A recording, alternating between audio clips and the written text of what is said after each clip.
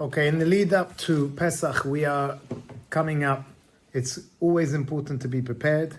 And the best way of preparation is to actually learn the halachot, to learn the laws about getting ourselves ready. We've discussed as soon as you enter Nisan, don't forget to do Birkat HaIlanot. That means we're going out, we're going to find 2 fruit trees, we're going to make a blessing. You have the whole month of Nisan to do this. Zrizim Magdimim. We discussed there's no Tachanun the entire month of Nisan. Every day after the Tefillah, it's also a good thing to say the actual Nasi. Every day in the time of the wilderness, the Jewish people had 12 tribes. A prince was bringing a special sacrifice at the time of the inauguration of the temple, and that was said, and therefore till today, every day we say that prince of that day after the Tefillah. How else do we prepare for Pesach? So, firstly, we should know selling the chametz. Selling the chametz. We have a mitzvah to destroy the chametz in our possession before Pesach, and another mitzvah not to have in our possession baliyei ra'eh, baliyei matzeh, not to have in our possession any chametz. So we have the ability to destroy the chametz. That's the best way of getting rid of the chametz. You can get rid of it, you can burn it, you can, if it flies in the wind, get rid of it in the wind. You can dump it into the sea. Obviously, nowadays we're not littering the place, and therefore, what do? Is we burn the chametz. The burning of the chametz will be done on Erev Pesach. So if Pesach is on Wednesday night, for example, then the burning of the chametz will be on the Wednesday morning. And before we burn the chametz, some people have got a lot of chametz, which is worth a lot of money, that by mistake they're left with, or they own certain factories, or they have certain machzanim, certain warehouses, or they have loads of or they have a $10,000 whiskey that they don't want to get rid of yet, and they want to keep it every year as it goes up in value, etc. So what do? They are going to sell the chametz. And nowadays, around the whole world, that's what we do. We get a form, and we fill it out, and we notify the rabbi, who will then go and sell the chametz. The rabbi is not buying your chametz, because then poor rabbi, he's got loads of chametz on Pesach. The rabbi is taking the form, and he's going to sell your chametz. He's an agent to sell your chametz for you to a non-Jewish person who will buy that chametz, and therefore will be in his possession for the entire length of Pesach, and then after Pesach will come back. Person has to notify the rabbi if they're going away, which direction they're going in, okay? Because the sale of the chametz is very important, and the sale of the chametz can only be done at a time when a person can have benefit from his chametz. There is a time on Erev Pesach when we're not allowed to have any benefit from the chametz because we have to already destroy it, and therefore we cannot sell the chametz. For example, definitely can't sell the chametz past midday on Wednesday. That's it. Person comes to me and says, Rabbi, it's 2 o'clock on Wednesday, a few hours before Pesach, says, Rabbi, can you sell me the chametz? The answer is no. So what do I do now with this $10,000 whiskey? Now you need to ask a Shelat Chacham. You've got a big problem, because you can't have benefit from it. You need to destroy it, and it's considered as out of your possession. It's like an Isur already. You cannot have any benefit, and you can't sell because selling is a benefit. So now you're in a big problem. You can't also drink it because it's a Pesach and already chametz is Asur. There's a whole, that's for contact your rabbi before, and that's why we're listening to this right now. The idea is, as soon as you hear this today, get on with it and go and sell your chametz. You need to sell the chametz, and the selling of the chametz will kick in. That's the chametz that you haven't burnt, and obviously the possession and still under your possession. If you're going away, clean the entire house as much as you can. Try and put the chametz all in one place. If not, then you say where the chametz generally is, and you give access to the house to the agent. If they want to come in, they can take the chametz. It's theirs. It's considered as theirs. Yes. Just a quick question. You said about giving the time. So if we're traveling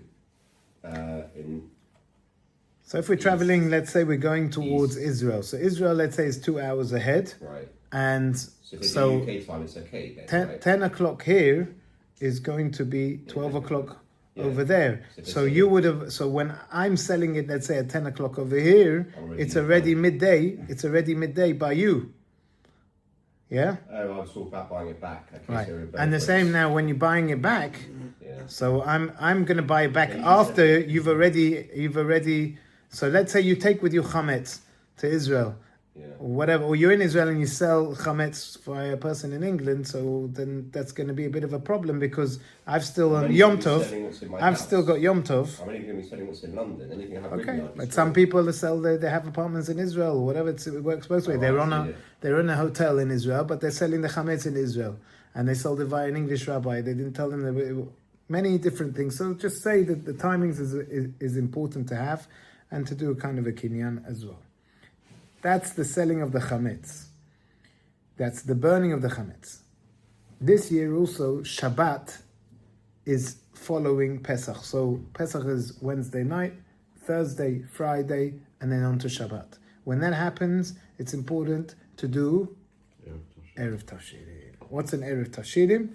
That's going to be prepared before the start of Yom Tov, and it consists of a portion of matzah, because it's got to be matzah, right? You're not going to have bread. It's Pesach.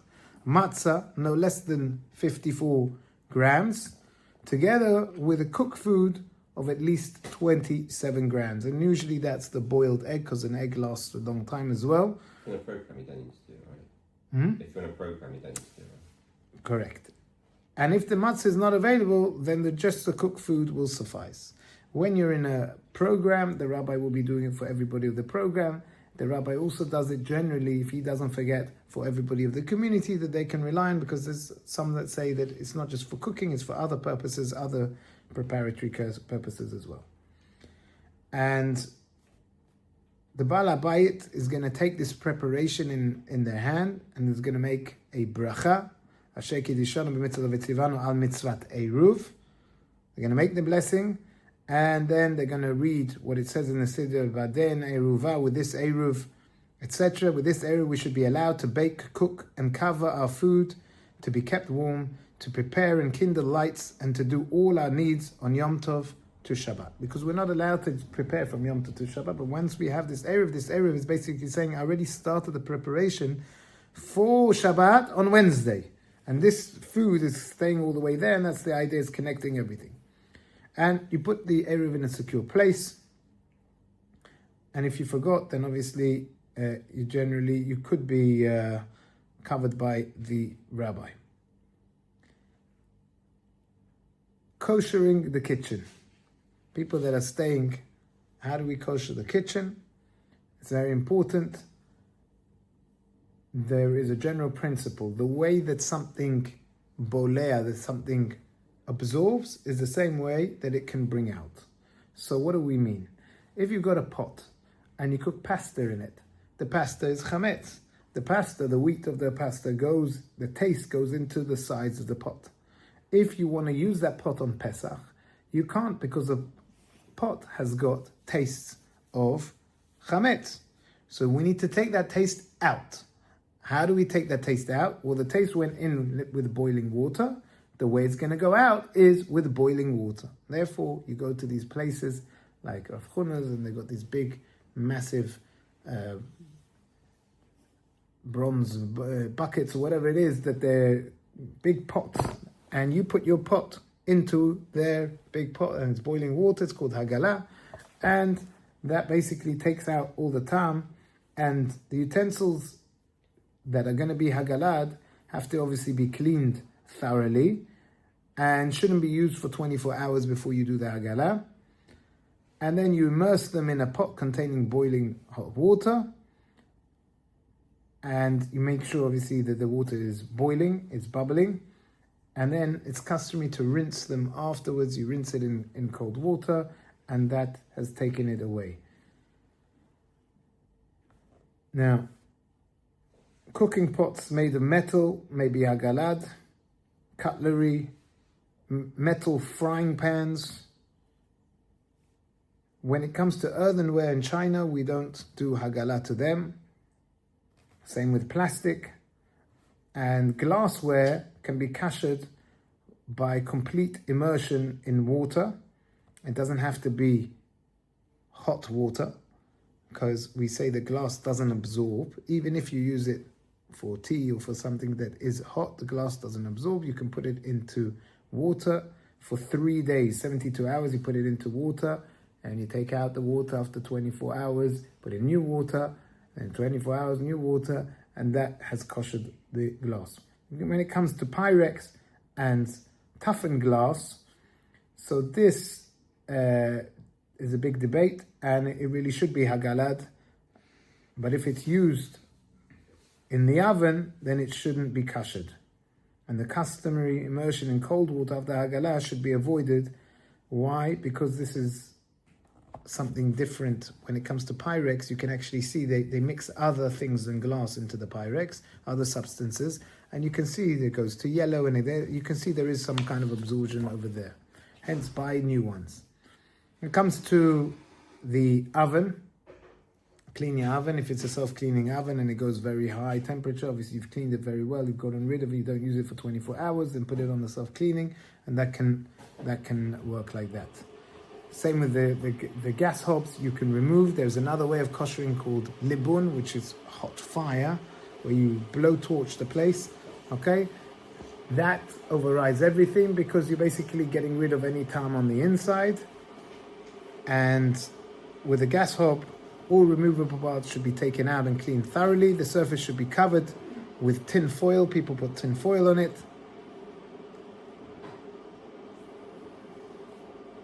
What about a ceramic hob? So some say that the best way is to clean it with a caustic preparation, such as something called clean off, and then switched on for 15 minutes. The top of the hob should then be covered with tin foil with holes cut out for the pot area. Electric hob, the burner of an electric cooker should be cleaned with a caustic preparation again, and it should then be switched on for 15 minutes. And if there are what we call pan supports, these should be treated in the same way as those of gas.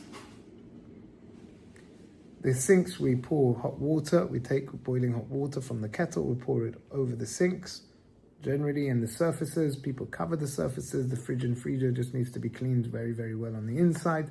People tend to forget in the craziness of Pesach. That's another thing when it comes to B'dika, is to check well your fridge and freezer, because you keep a little bit here and to check well and to make sure. And any other questions, you can look at the back over here of my Haggadah. You have all the different halachot. Let's go through now what happens on Erev Pesach.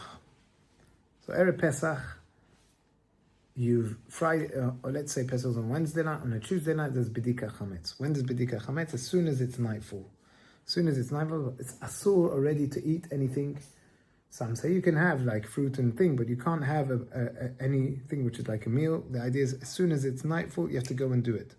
So if it's 7 o'clock, if it's 8 o'clock, if the clocks are going forward, you have to manage the time there. As soon as it's nightfall, to go and to check. Where are we checking? We're checking the entire house. We're making one bracha. If you have your business, your office, so the day before already you're checking everything, you're getting rid of everything from here, cereals, this, that, the other. You have to see what's yours, what's not yours in the cupboards. You don't want to have any of this in your possession. What happens if you have non-Jewish people working in the same office? Okay, so you segregate. This is kosher le Pesach section from now on. This is kosher. This is you can put your stuff. This is your stuff, and that's how it works, right? So Pesach, in the night, you do the B'dika Chametz. You take a feather, and you take a candle, and you have a look through all the nooks and crannies. Okay, you make one bracha. You go through all the day. A person shouldn't talk after the bracha. We're only allowed to speak about things that are to do with the B'dikat Chametz, checking. So you can tell your brother, your cousin, your son, your daughter, go check over there, see this, have you checked that? You can say, bring me this so I can look. Yes. But to say, what time are we eating dinner, anything else, you're not allowed to, because you made a bracha. Once you make a bracha, so you made the bracha, you do the search. You find it. The minhag is to have 10 pieces of bread, very small, cover it in silver foil, put it out there. Some say it's a segula also to write down 10 bad energies that you might have and you want to get rid of as well.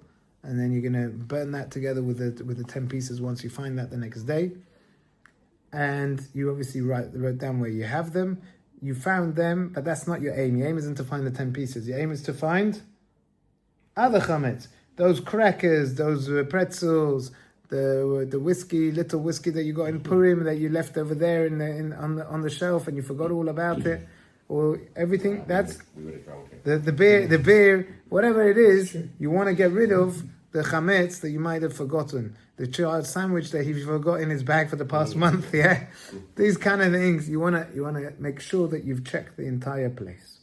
Anybody who's away will be doing the bedika chametz in their hotel because that is their room, for example, or their apartment. That they've been koined, they've arrived before that time, and therefore that is their place of residence, and they need to do bedika chametz there with a bracha. The next morning you're allowed to eat chametz. Still allowed to eat chametz until the 4th hour the next morning of the day. So therefore we can still eat the chametz. We're going to say a bitul. We're going to nullify any other chametz that we don't want. And then the next morning we're going to eat whatever we want to eat and get rid of the rest via burning. The next morning is Erev Pesach, there's Tanit Bechorot. Anyone who's a Bechor, who is a firstborn male, will fast. They don't have to fast if they attend a siyum. Siyum is a completion of a tractate of Gemara, and therefore everybody's very happy, and it's like a Yom Tov, and they attended it, and therefore they don't need to fast. Some say, also, if you have a firstborn child, until they become older, i.e. bar mitzvah, you should also fast as their father until they become the firstborn. And if your firstborn's a son, or? Correct. So, you're sorted. Now, we advanced during the day. We've done the burning of the chametz. There'll be another bittul, another nullification. Nullification is very important because if you have chametz anywhere in the world and you've forgotten about it, you nullified it. It's very, very important 3 times. Make sure your family says it, your mother, your wife, your cousin, everybody needs to say it, and everybody gets rid of their own chametz. Is that said during Bedikat chametz? That's said in Bedikat chametz, apart from, that was in the night, but we said you're still going to have some chametz. Let's say you want a cracker tomorrow morning before Srefa chametz, so you don't have that in mind. So you say it again the next morning after you burnt all the chametz. Okay, we mentioned in previous shirim what the chametz represents. It represents, according to Rabbi, it's the Yetzirah. We want to get rid of it. It's asur ifilu b'mashu, even one little bit. We don't want to even have a bit of it. Then it comes to the afternoon. The afternoon of the 14th of Nisan is when they used to bring the Korban Pesach. And therefore it's good to read about the Korban Pesach. So you'll have about the Korban Pesach, what did they used to do, and you have it in the Sidurim. Also, there's Segula of the Mem Bet Masaot, the 42. If you look over here, and on the Haggadah, you'll see, what's this? It says Ramses, it says Sukkot. What is this? What are these things that Rabbi Tawil decided to put over here? What is it? These are the 42 travels of the Jewish people. And it's also related to the Anna B'Koach, Aleph, Bet, Anna B'Koach, Gedulat Yeminecha. 42 journeys the Jewish people made in the wilderness, and they stopped, and there's a very special Segula to say, Erev Pesach, don't miss it. Once a year, Rav Astropoli, and there's different other things to be said from the Arizal on Erev Pesach. Now, Pesach, you want to enjoy your Pesach? Let's speak. If you want to enjoy your Pesach, it's very, very, very important that at around 2 o'clock, you go to sleep. And if you've got a family, you make sure everybody goes to sleep. Dad, I'm not tired, I'm this, can I read a book? No. So one rabbi that told me, and we do that as well in the same family, we just sit down and make sure everybody is sleeping for 2 hours. As a 2 hours, you already prep them beforehand. 2 hours, everybody is going to live. From 2 to 4 o'clock, everybody goes to sleep. And you watch over to make sure that they're going to sleep. What about you? When your wife and the kids wake up again, then you can get you substitute. You'll only get 1 hour sleep, but at least you'll have a sleep. You should also sleep, and it's very important to have that sleep. Why is it important? Because Seder night begins late. And we have a halakha that you're not allowed to you have to enter Seder night a bit hungry. So up to around the 10th hour, you can eat and eat and eat and eat, but you shouldn't be eating from the 10th hour onwards because you have to enter with a bit of a te'avon. But you also shouldn't starve. So around 3, 4 o'clock when you wake up, the kids can eat something. Give them stuff to eat. Yeah? Don't let them starve till the 8, 9, till the guy's back from synagogue. And he said, they're hungry. It's a very golden tip. Number 1, to sleep. Number 2, is to give them something to eat. You also have something to eat. Say to your stomach, no, I want to eat all the time. What do you think about when you begin the Haggadah? After 5 minutes, you began. So everyone's excited to begin the Haggadah. 5 minutes later, when are we eating? Yeah? When are we eating? Okay. But you just ate. You had some schnitzel. You had a schnitzel. Or whatever. You had a chicken or you had something to eat on the side. A potato. Yeah? You had some stuff. Some chips. Calm down. Relax. So, number 1, sleep. Number 2, eat a little bit beforehand. Not right before, but around 4 o'clock you eat. Number 3, tip number 3. When it comes to the Seder night, there is a mitzvah. Rav Mutzafi says, in his Haggadah, in the Akdama of his Haggadah, he says that during the Seder night, we are able in 1 minute to do in 1 minute, says Rav Mutzafi, in 1 minute we're able to do over 300 to 400 mitzvot. 1 minute! How? Plus. Because we have a double up. What's the double? We have a mitzvah of v'higadat lebincha, to speak to our children and to say over. What happens if a person doesn't have children? They still have a mitzvah to speak over. It says in the Gemara, we have the mitzvah to say manishtana. It says if a person is by himself, they still say manishtana, even if they're by themselves. V'higadata, you have a mitzvah, sipur Yetziat Mitzrayim. We have to speak it over. Lebincha means to the next generation. You have to keep it going. Okay, so the guy's not married yet. Oh, maybe next year he'll be married. Maybe, okay, he doesn't have a child yet. Maybe next year. You have to keep it going. You have to v'higadata lebincha. And then we have a mitzvah of 613 mitzvot of Talmud Torah, which is keneged, which is like the 613 mitzvot. So 2 mitzvot of speaking and learning times by 613, you're doing hundreds and hundreds, and if you're doing it properly on the night, you're doing millions of mitzvot. It's a bonanza. Pesach is your time to do a bonanza. Me, Yishma, who will hear this and waste their time talking rubbish? On the contrary, the Zohar says that in Pesach, at your Pesach table, yours, HaKadosh Baruch Hu is coming down to your Pesach table to hear you. He doesn't come today, he's not coming tomorrow, he's not coming there. HaKadosh Baruch Hu is coming to every single Jewish person's home to listen to what they are saying. These are my children, listen to what they're saying. Imagine after 120, you go up to the next world, right? And they give you an opportunity to come back to this world and at a Shabbat table and listen to your son. And you come back and you're there for an hour, 2 hours, and then what are they talking about? This one's talking about school, and this one's talking about football. And then one of the kids says, I remember Dad. Dad used to hold a cup like this, and he used to give a great Devar Torah, and this. And how would you feel? Feel amazing. Wow. That's my son. That's my son. He doesn't forget. I remember on Pesach we're saying, I remember HaKadosh Baruch Hu, God Almighty, by himself. He's got myriads and myriads of angels. He didn't use them. He took us out.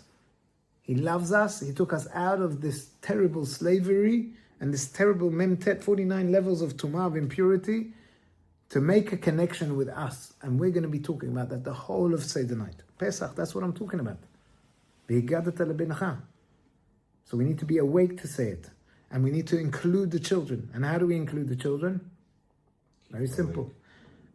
My advice, go and buy a very nice Schmerling chocolate, a bar, and buy one of these small packs of crisps. And the beginning of the Seder already, as soon as you're beginning, you say each child will get one of these. And you put it by them. They can eat it whenever they want. Also, it calms them down. They're also not excited to stuff themselves and they want to go and go there. You can. This is for you. It's exciting time. In the olden days, as the Rambam puts it, Kilayot, they used to give out nuts to the children. Get them interested. Nowadays, chocolate and crisps. Ay vey, the teeth and this. Okay, so brush their teeth for 2 or 3 days beforehand. Reduce the chocolate for 2 or 3 days beforehand. And add them. But this is the mitzvah. This is the mitzvah. And therefore we enter the night of Pesach. We've rested. We've eaten a little bit so we relax. We prepared stuff for the children. And number 4, we're going to come up with questions.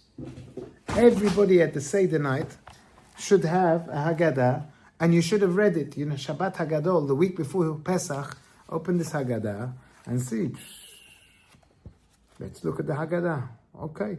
Just to the bit. How many steps are there in the Seder? Question and answer. Why is it called Pesach? Question and answer. Why do we have 4 cups and not 5? Question and answer.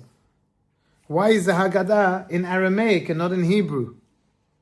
There's a question and answer. But you've read, you know the answer. And then maybe the child or your friend who you're eating the Haggadah with, or your partner will say, it's because of this, it's because of... And then they'll share a different view, and you'll share this view, 70 ways of the Torah. And you start the Haggadah. You get this sipur of Yetziat Mitzrayim. But if you're going to come to Pesach and you're going to think, I just wing it, I just ask the question, or I let them say the Manishtana. Have you got the Manishtana? Very good, you learned the Manishtana in school. What does Manishtana mean? I didn't know that. Oh, let's learn it, let's read it together. Very good, yeah. What does Ma mean? What? Nishtana, very good. Help them along, bring them into the Seder.